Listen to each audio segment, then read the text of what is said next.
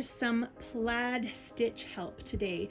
I'm just working on some fold over slippers, but what you want to do is to make sure that you have a base color. For me, my base color is going to be black, and two colors that work well together, similar ones. For today, I'm going to be using the Lion brand Woolies Thick and Quick in butterscotch as well as in mustard. And to start my color change, I'm going to actually start with the butterscotch. So this will be my first color to go into my plaid stitch. I haven't finished my row yet because I want my butterscotch to be the first stitch that is going to start this row. So I'm just going to finish my previous row and add my butterscotch into it so that now I'm ready to begin my plaid stitch. I'm going to just double knot it so it doesn't come out. Now, the thing about plaid stitch is that you're going to be carrying your yarn through each of the rows, depending the two colors that you're working. So for my first row of plaid, I'm working two double crochets of black and two double crochets of butterscotch, and my working yarn of each color are going to be carried around my slipper. So to start off with, I'm going to start with butterscotch. So I'm just going to do chain 2. And my chains in this pattern do not count as a stitch. So first off, making sure my other colors are coming in through being carried over, I'm going to double crochet into the first stitch beside the chains, and that's number 1. It looks like 2 stitches, but again, my chain does not count as a stitch. So here's my first stitch. I'm going to wrap around for another double crochet and start my second stitch, but I'm not going to finish it this time. I'm going to do my first part of my double crochet, and instead of finishing this in butterscotch by wrapping around and pulling through, I'm actually going to switch colors, and I'm going to change to the black, or my main base color.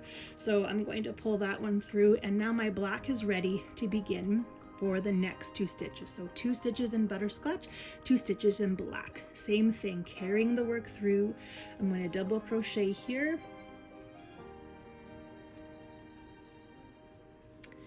And then my second black base color, I'm going to do the first part of the double crochet, but then I'm going to drop my black and I'm going to pick up my butterscotch and finish that second stitch with my butterscotch. So you can kind of see the pattern evolving. You're going to have 2 butterscotch and 2 black, or whatever complementing color you're going to be working with.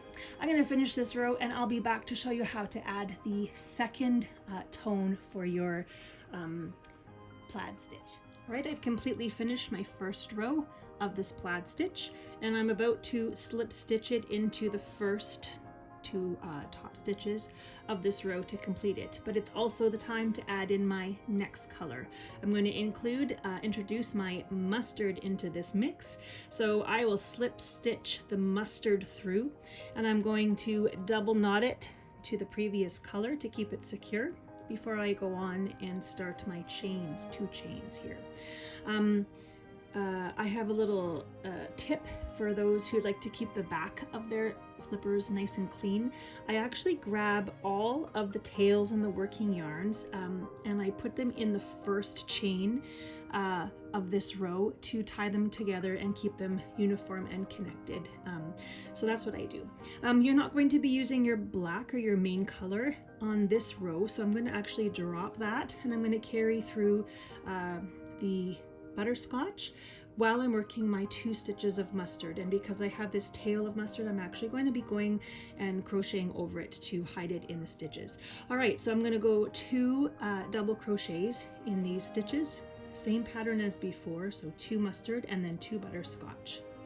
Before I finish the mustard, I will drop it and I'll add my butterscotch to finish the second double crochet of that color. I'm going to continue like this until I reach the end of this row. So the third row of my plaid is going to be the same as the first. So you're going to be alternating now between this pattern. So because my butterscotch is already on my hook, I'm actually going to finish this double crochet this row because I'm going to start with that same color. It makes it a little bit easier. And now I'm ready to start my last row for this size of slipper. And here's my finished slipper using the plaid technique.